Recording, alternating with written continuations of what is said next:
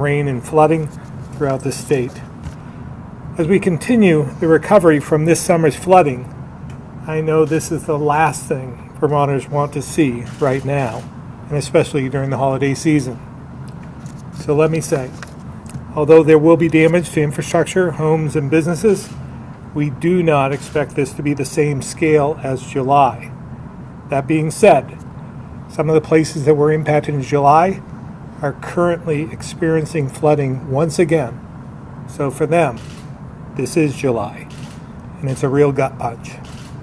So no doubt, there will be significant challenges for some, which we're responding to, and will respond in the future as well. Right now, that means the State Emergency Operations Center is activated, swiftwater teams have been staged, and Agency of Transportation crews are responding to flooded roadways and mudslides. And unfortunately, it's still raining. And coupled with snowmelt due to the elevated temperatures, rivers are still rising, and we expect them to crest within the next 12 hours or so. So we need Vermonters to follow the advice of local and state officials throughout the night.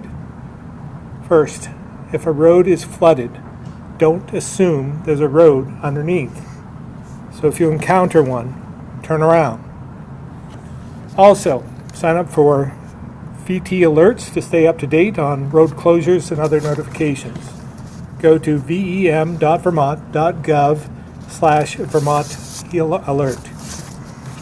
If you're in immediate danger or see someone who is, call 911. I want to reiterate to all Vermonters, because I know many are still dealing with this summer's flooding. Although this won't be as wide, for many it won't feel different and will require response and even more recovery. I want to assure you we will be working around the clock with our local and federal partners to make sure our neighbors are safe, and I hope you will be doing the same. In a minute, we'll hear updates on our ongoing emergency response from Public Safety Commissioner Jen Morrison, on road conditions from Transportation Secretary Joe Flynn, and on the status of dams from Secretary Julie Moore.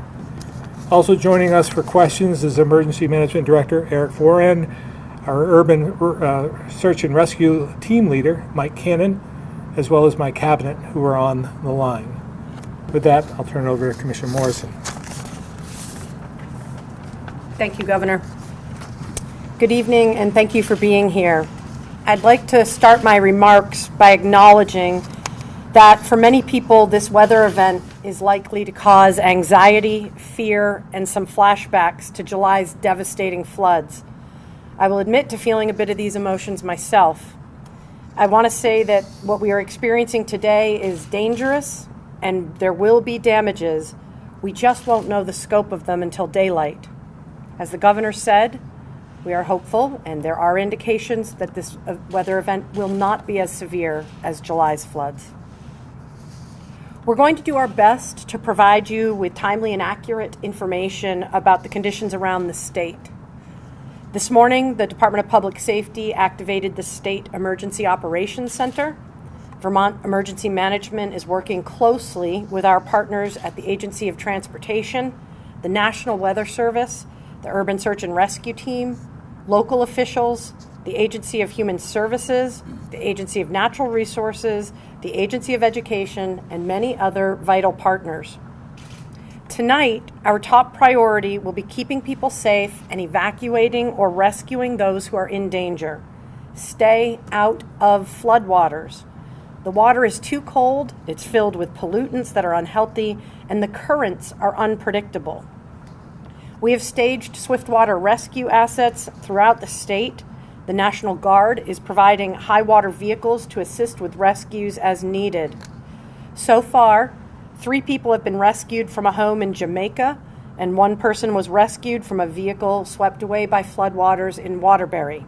There is another rescue operation underway as we speak.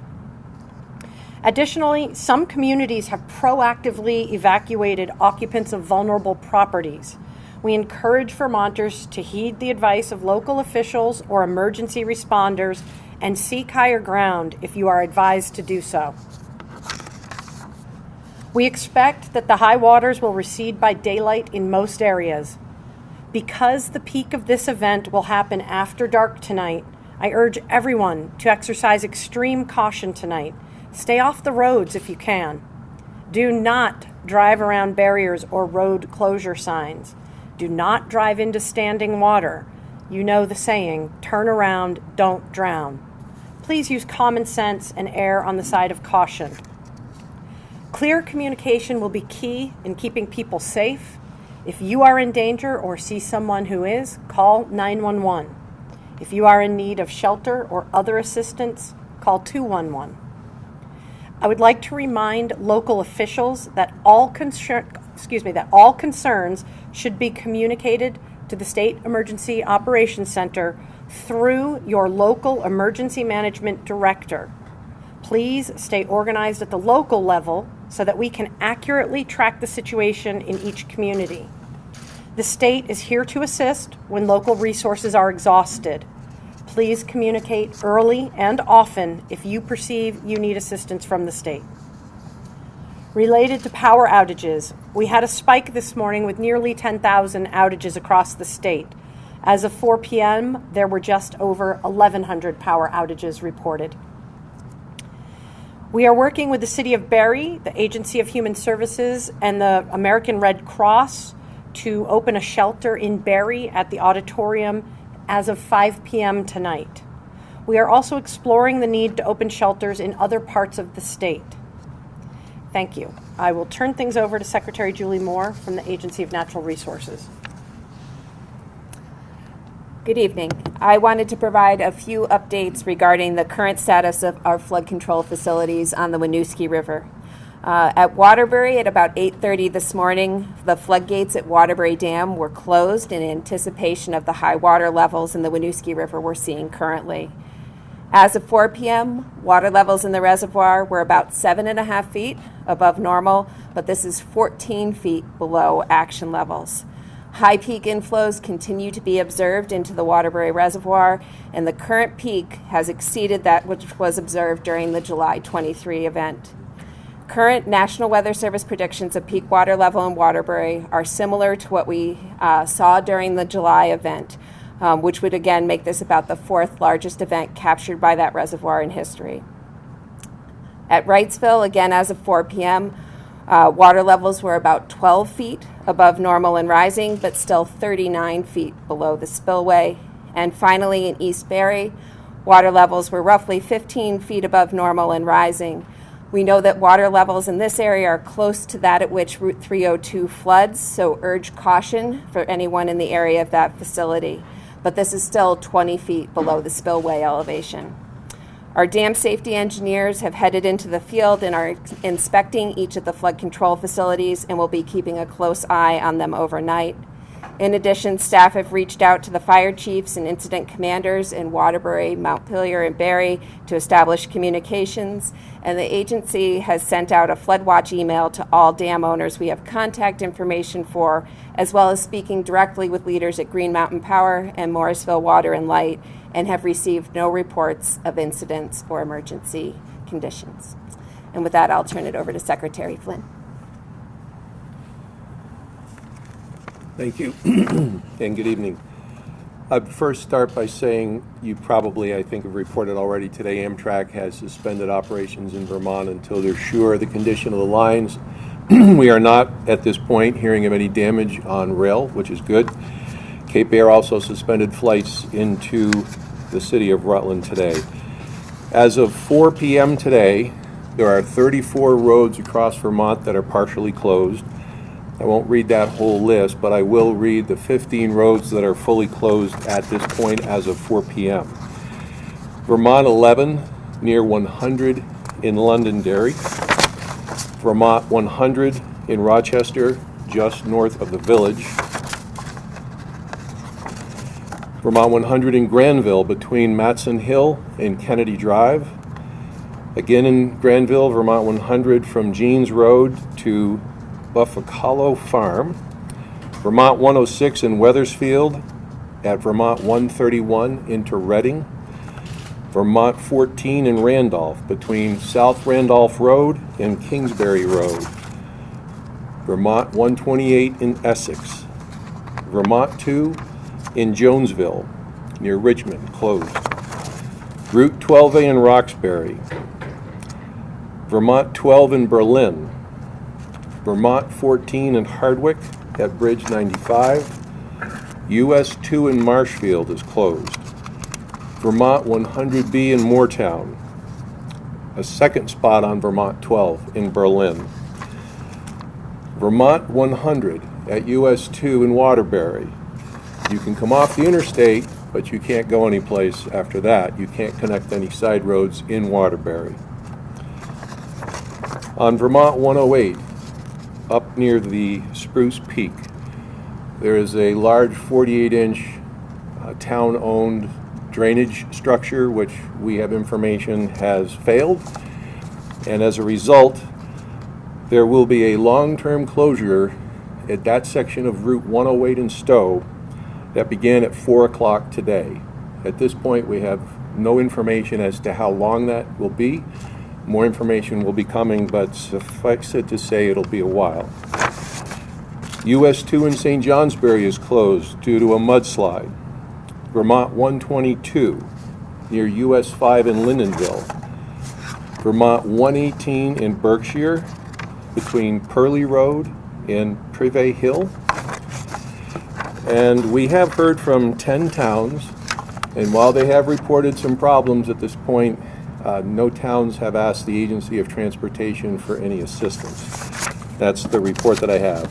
Thank you very much, and now I would turn it back to the Governor. Now open up to questions. Governor, any communication with FEMA so far? Any work with the federal government? Obviously, they're still here, and I'm sure they're still aware.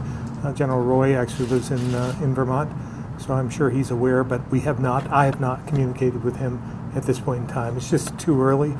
Tomorrow, I'm sure that there will be more discussion about the extent of the damage, and then we'll go from there. But right now, it's about life and safety. Swiftwater Rescue Team, you mentioned that there's a number that have already been implemented and Right. staged. What time, were they staged yesterday? When did Swiftwater I would Rescue say Team? sometime during the day, but I'll let Mike Cannon talk about that. They were staged or rolled out this morning at about between 7 and 9 o'clock. And we have 5 teams out working actively, another 5 on standby, and the State Urban Search and Rescue Team is dispatched probably mid-afternoon, and they have 2 Swiftwater teams embedded with them. So we have 7 teams out working right now. Normally, maybe this is still a question for Mike, but how normally, in an event like this, how much lead time do Swiftwater Rescue Teams need? Well, they're getting accustomed to this, unfortunately. So they've done a great job over the years, and they can turn on a dime, so to speak. But again, I'll let Mike talk about that. Most of the teams are our partner organizations that we share trained individuals with. So, for instance, like Rescue Inc. Ambulance Service down in Brattleboro, Colchester Technical Rescue, Lindenville Fire Department, just to name a few. So those teams are actually pretty quick to get out the door. So those are usually our first go-to agencies, as we did today. And then the Urban Search and Rescue Team is a much bigger team. It's 90 people. It's a larger machine. Just takes a little bit longer for that to get out the door. So that did not get activated until about 10 or 11 this morning, and they were out the door at about 3 o'clock this afternoon. I guess the other question, Governor, you alluded to in your opening comments. You called it a gut punch. Commissioner Morris said, we were kind of feeling like a little bit of a flashback here to the summer. Can you just maybe, I heard the same thing from folks in Barrie today of, we just got, or people I spoke with just got their heat on 3 days ago. Maybe can you just reflect on just the timeline for recovery of this past flood and sort of where we're going forward? Yeah. Again, we're not going to leave anyone behind. We'll do everything we can to assist them in recovery. But when I saw some of the pictures of Londonderry, for instance, and seeing some of the businesses there that were impacted in July, being impacted again. Same with Barrie. Barrie Main Street is closed. We know in Montpelier, I saw that the elevated amount of water. I would assume, I don't know for sure, but I would assume that there are some businesses that are impacted in Montpelier as well. So I'd like to turn it over to Secretary Curley. She's been actively calling some of the organizations and some of the communities that were impacted before to check in on them. Maybe she has an update for Secretary Curley. Yes, thank you, Governor. I have been checking in, and as of right now, what we're hearing is that mostly it's basements that are impacted, but certainly this is devastating to the people who are, already in a rough spot. But local communities are really stepping up right now. There are volunteer hubs that are activating, and there are folks that are out putting out sandbags and setting up sump pumps in an effort to mitigate the impact, as well as trying to get inventory up higher. So certainly if folks can safely help in that area, and as Commissioner Morrison said, please listen to local police and follow the rule of the local authorities, because I don't want to encourage people to get out and about if it's not safe to do so. But if there are folks that have some pumps that they can donate, I know that local businesses would be very happy to have those right now to keep their basements pumped out. But again, they're trying to do everything they can to mitigate right now. But as you mentioned, right now we want to keep everybody safe. That's the first and foremost. But we are seeing some businesses impacted at this point. What has the state done so far to assist local officials? Well, we've activated the SEOC, so they are part of that organization. So I'll let Eric maybe answer that. Yes, thank you. So we did activate the SCOC to a partial activation this morning to provide resources to both state agencies as well as coordinate resource requests from local municipalities. As of now, we haven't had any. We have made a couple assistance with VT alert messaging, which is out for road closures. We've also coordinated their information as to sheltering and other requests for school closings. So that's really what we've done so far, but we are here for them. And as Commissioner Morrison said, the process is for the local EMDs to get the information from the local individuals and push that up through the Emergency Operations Center to make sure that it's coordinated and then we can provide the best response as quickly as possible. Are you aware of any other evacuations that have taken place in communities other than Moortown? I'm sorry. I was looking Other for- evacuations? Other than Moortown. There were some sporadic evacuations that we were hearing third hand. Nothing came into the EOC. We were hearing it through some of the local fire departments that we deal with. So I think that there were some going on that were voluntary, just because river banks were coming up, or the water in the river was coming up, getting close to some of the residents. So we really weren't aware of anything beyond that. Were you surprised by the extent of this storm? Was the state prepared for this? Well, we're always prepared. We always have the State Emergency Operations Center and a whole plan in place. But it hit me by surprise. I knew there was going to be an increased elevated amount of rain today, and the snow melt was we knew was going to be a problem. But we didn't expect this elevation to the demand or the amount of water that we're seeing right now. Got a few folks on the line. We'll start with Tom Davis, Compass, Vermont. Thanks, Jason. Governor, a lot of the weather reports and weather statements that came out during the day talked about a lot of the impact being mainly in central Vermont. Can we hear a little bit about how the rest of the state is there? Yeah, I would say this is maybe more widespread than even July in some respects. I'm hearing reports from all over the state. Again, Londonderry in particular, Ludlow, Addison County, up north, Caledonia County, and so forth. So I believe when this is over, we'll see a wider range, and hopefully it won't be as extreme as July. But time will tell. We'll get through the night, and we'll be able to answer that better tomorrow. Thank you. No other questions. Appreciate your service on this. Ed Barber, Newport Daily Express. Lexi Krupp, Vermont Public.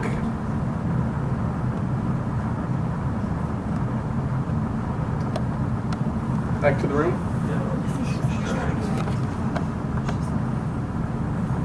Lexi, it looks like you're muted.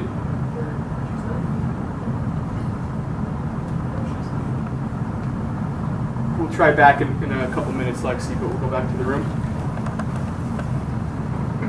To the shelter in Barry that was set up, and that you're looking at other areas to potentially set up shelters. Who have you guys been in communications with that you're hopeful, could be a potential option for people across the state? As you mentioned, it's more widespread than you thought. So we've opened Barry, and I believe the census is currently about 20. Some of those individuals came out of Northfield, but it is open to the public for those that need to go there. Otherwise, the requests are coming from locals, municipalities, and they're going to try to stand up shelters locally for their short term. And then if they go beyond capacity or they need extra resources, they'll reach out to us. But as of now, we have the one regional shelter in Barry. Can you talk about the rollback on the temporary housing FEMA? Just following an update on that today. We'll be getting into that on probably tomorrow or Wednesday. If we could do that, then I would appreciate it. We have information on that, but I want to make sure that we have it all right. When do you expect the flooding to peak today? Tonight? We expect during the night, within the next 12 hours, maybe soon after midnight. But again, Mother Nature plays a role in this as well. It's got to stop raining first. So, but that's our expectation. Do you expect major flooding in Barry, Montpelier, and Waterbury? Well, the state, and we're just not hearing back from everyone at this point in time. But for those areas, I've seen pictures in the Londonderry, Ludlow area, and so forth, and Barry and Montpelier, Waterbury and Richmond. It's somewhat the same as what we saw in July, but it seems to be expanded from my standpoint, geographically. So if you see, if you have a neighbor, check in on your neighbors. If you have a business owner who needs some help, please step up, help them, give a helping hand to anyone who might need it. We'll get through this. Vermonters are tough, and it's part of our DNA, and I'm confident, again, regardless of what happens, we'll get through this together. So thank you very much.